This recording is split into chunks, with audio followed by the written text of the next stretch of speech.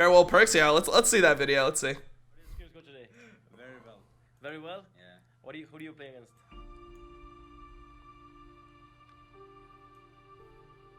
I'm fortunate enough to watch a lot of the EU LCS players over the last few years. That's the GOAT right there. I can guarantee you that not all of them develop, not all of them grow, not all of them challenge themselves to think outside of the box. Perkz is one of those guys that is a competitor forever. Every single skill that is developed on Perkz is directly related to the game, is directly related to his impact on the team in the game. And while we're seeing Perkz... Let's be real, that's the lineup that he gets the most respect for winning with. He comes into the league a complete fucking rookie. Complete rookie, dude. Complete, like 17, 18 years old. First available time, he qualifies into LEC, EU LCS at the time. He's a roster that's not even supposed to be good. Hybrid, rookie, Kiki's, role swap. You got Trick, who's okay in Korea at that point. He was just okay. Emperor looked like he was on the way out. Looked like his career was fading. And they ended up winning with this roster. Are you kidding me? The other teams are putting together these star-studded rosters. He comes in as a rookie, and he's like the main carry of this team. Respect.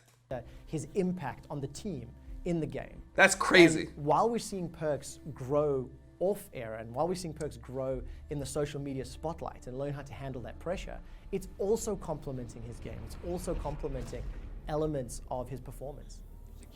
Oh, remember the solo kill? They're gonna show the Ivern solo kill. I knew that they were gonna show it, dude. You just show me the time and the champion portrait, and I'll tell you the solo kill, bro. I watch way too much League in my life. Perkz gets this play.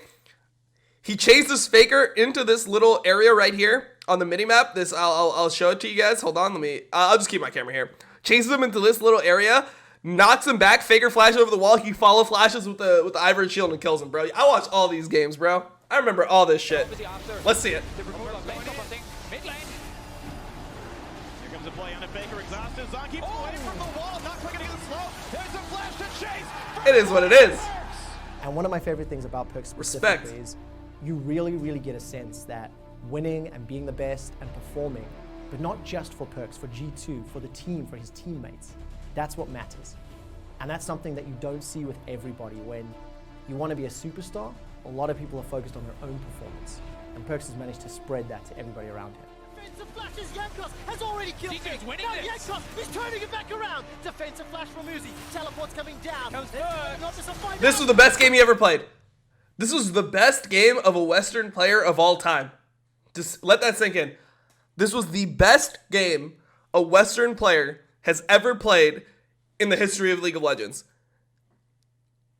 Quarterfinals, RNG, which came in as the 1 seed from China, the strongest team in China. China won this year, bro. If G2 didn't beat RNG, there's a good chance that RNG just beats IG, then beats Fnatic, RNG's world champions. The 1 seed, 1 MSI. RNG won Spring Split, Summer Split, and MSI. Comes into this game, G2 was massive underdogs. You guys got to remember, G2 came in through Gauntlet this year. They weren't even that good. They came in through Gauntlet. They end up getting through groups into this series 3-2, and Perkz just 1v9s the shit out of this game. It's like 11-0 or some shit in this game. Perkz blows up RNG, and G2 win the fight. This was beautiful. Perkz is a guy, when he came from Challenger, through his performance and kind of the way he acted, you already felt that he was going to be a mainstay, a star of the European scene. And I think in the beginning, he was always very good in the mid lane, but people started to remember him more because he would always speak his mind and shit talk a bit here and there. And I think maybe in the long run, that hurt him a little bit because that's what people talked about the most, when actually he was crushing it on the Rift. And slowly he worked his way up to... I don't think it hurt him at all. I don't think it hurt him at all, dude. You gotta be yourself, man. You gotta be yourself when you're on stage. I think that he just fucking, like, I don't think it overshadowed his gameplay, his attitude overshadowed his gameplay. No, dude. Make no mistake. Caps will most likely overtake Perkz, and Caps will most likely be the Western GOAT. At this point, I think you still say Perkz is the Western GOAT. One of This the is best what it is. we've ever seen in Europe. Gang still sticking around. They don't want to give this away for free, but they make the call to go in and fight 4v5. It looks like they do. Yes, they will. Mickey's in some trouble. Enchanted Crystal Arrow flies out. Suning going in for the fight. Wonder in the middle of 4 people. Two-shot barrage coming through. Finds the kill into Huang Feng. Sword Art's taking all the damage down. Mystic shot over the wall. Perkz with the follow-up, able to find the kill. SOFM still alive, but he's down to 1/3 HP. He goes in. He's looking to steal the Drake, but he will not be able to do it. Damage dealt in the last fight. 10,000. Is that this broke? 10,000 damage. Wait, is that the whole game or is that the last night? Because that is insane. There's no one else to follow up. Cost damage doesn't matter.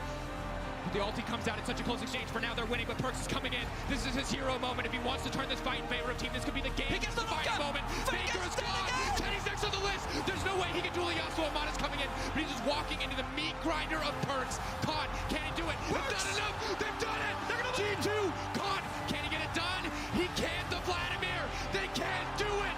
This is it. The greatest team in the history of League of Legends.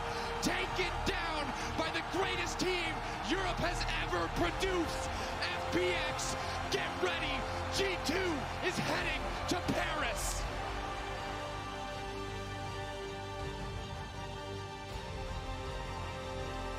Nine fucking trophies, bro.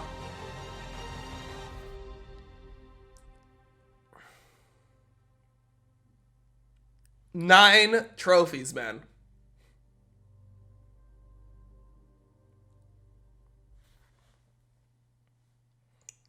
Dude, and the other thing that you have to... Dude, don't give me Tyler 1. I really like preseason after this. This is not... No. Just... Reddit. YouTube. Stop, please. Jesus fucking Christ. Perkz, man.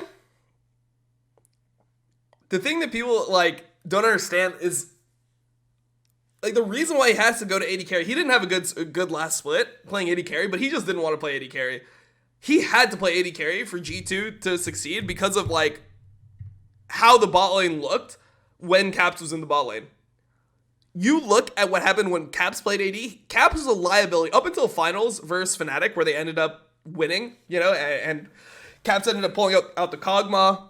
This is spring finals. They ended up 3-0ing. Caps pulled out the Kog'Maw. They were playing Kog Lulu. They did super well.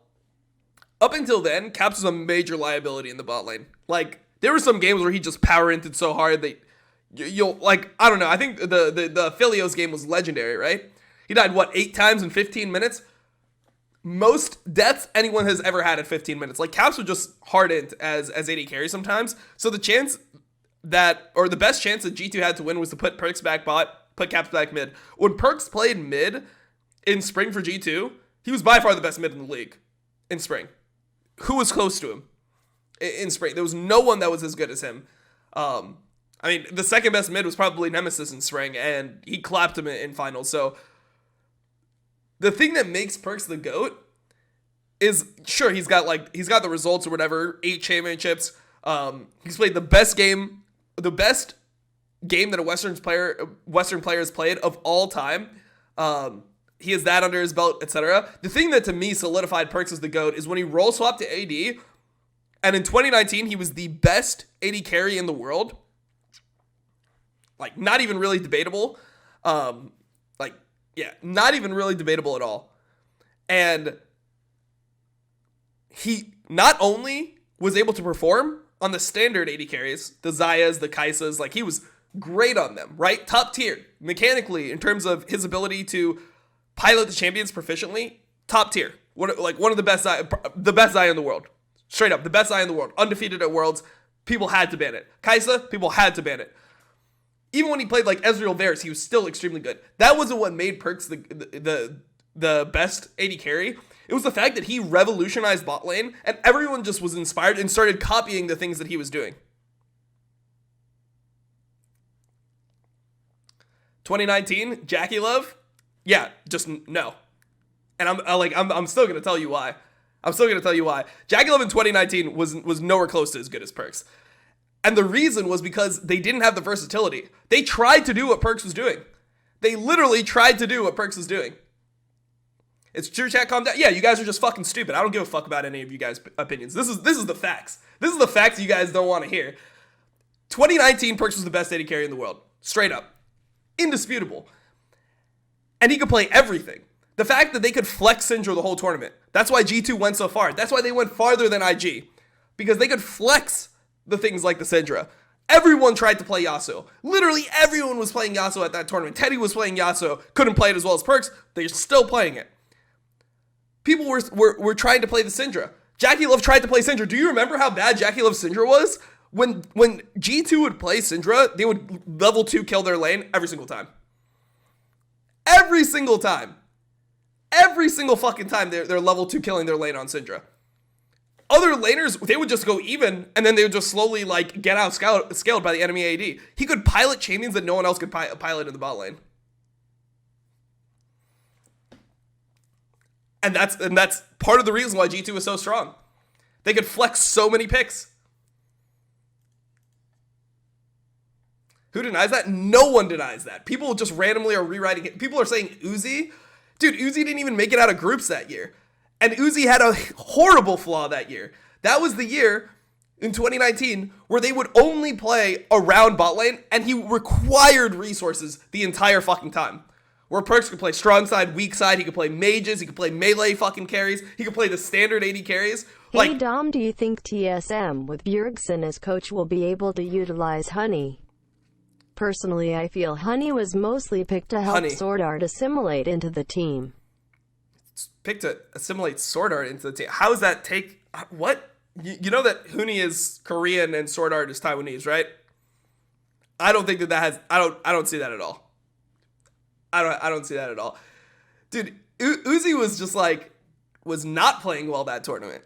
He was really not playing that. Results-based analysis, Dom. How ironic to hear that from you. No, this isn't results-based at all. And you're a sub and you say that shit and you're literally just banned from my chat forever for being that fucking disrespectful and trying to like turn, because if you watch the games, like if you guys went and you watched 2019 Worlds right now, you would be clearly like you'd be 100% on the same page as me. Just because I watched all the games and I remember like the level of play that was going into that.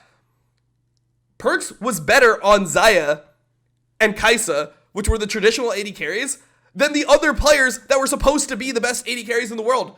Perkz Xayah was better than Jackie Love Xayah, was better than Uzi Xayah. It was a 100% win rate. You had to ban it every single fucking time. Like, he would carry the entire game every single time. People just don't, like, remember, and people think that because Perkz was not good on AD carry this year compared to the top AD carries, he suddenly wasn't.